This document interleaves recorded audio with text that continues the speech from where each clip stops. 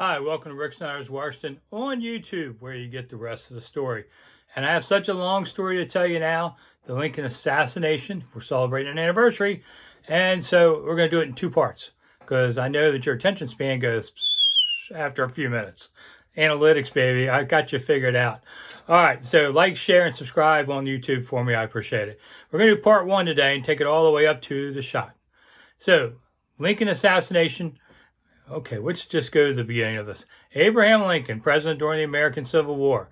The war is pretty much over. It's a technicality, basically. But he's on his way to celebrate with his wife at Ford's Theater, which is about 3/4 of a mile from the White House. And he takes along a couple of his friends, Colonel Rathbone and his fiancée. General Grant and his wife were maybe going to come, but Mrs. Grant said, no, you've been off playing war for 4 years. I want to see the grandchildren. They took off for New Jersey that day. So it was the four of them. And there was this actor named John Wilkes Booth. You might have heard of him. Here he is. Supposed to be the handsomest man in America. That's why he's a cousin of mine. See the resemblance here. This is like if Justin Timberlake killed President Biden, you would say, what in the world did Justin Timberlake have against him? That's the kind of a story that we talk about. It takes forever. I do tours on this all the time. We walk the whole thing. You can come see him if you want. But yeah, cousin on mother's side, kind of distant, but still blood, you know. And don't forget, Abe Lincoln, he's had a tough 4 years here. This is the last picture of him taken alive. And you can see the weariness of it. First, it's just 4 years ago. You know, man, we thought Obama went gray. Whew, tough on these guys. And John Wilkes Booth, why did he do this? Okay, let's do it in a short form version here. Like I said, this is 6 months of history class in a few minutes. He thought that Lincoln had overextended his authority, that he had no right to do this, that it was a states' rights issue, which not true. It was the federal government has the right to impose its will on states. We fight about this all the time, even today, but you never know. So he decides to kidnap Abraham Lincoln. Matter of fact, I found a picture of it. Here we go. This is Lincoln at the second inaugural. Here's Lincoln. The dome's up here being recreated. There's John Wilkes Booth. There's the co-conspirators. Now, they're just watching. They're not going to be crazy enough to do anything this day. But they're planning to kidnap Lincoln before the war had ended, trade him for the Southern POWs, reinfuse the ranks, hit it again. Okay, that's a short version of everything, but here we go. And he's going to have a few guys that were going to help him. So these are some of my favorites here. This is Lewis Powell. Look at those handcuffs on that guy, man. They're just straight steel.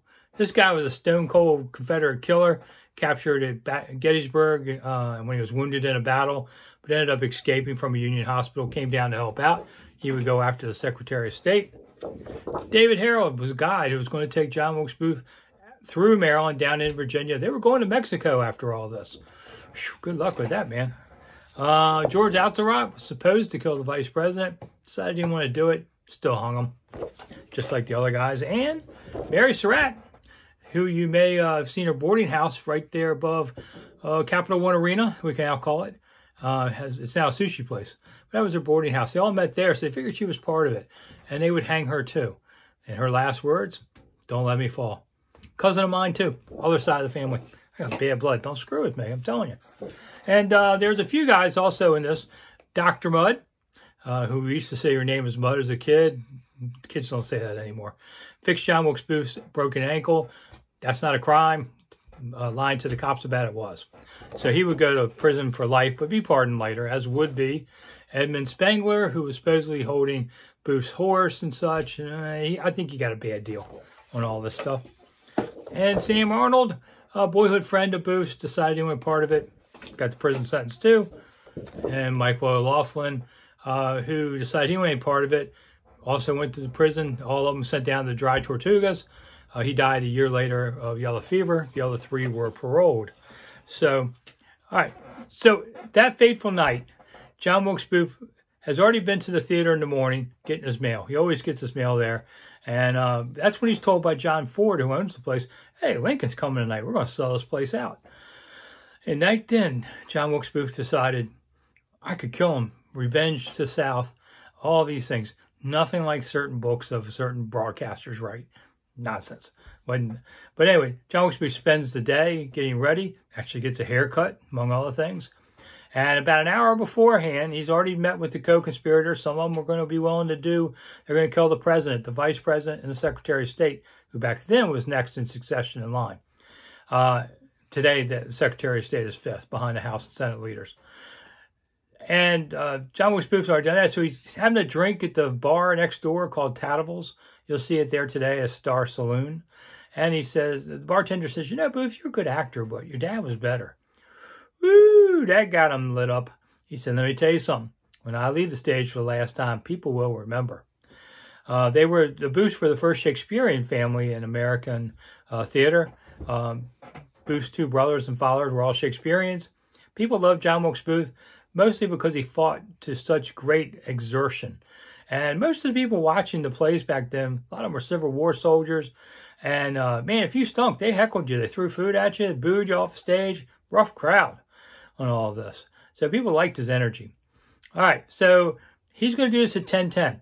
It's going to be a coordinated effort with the other two assassinations.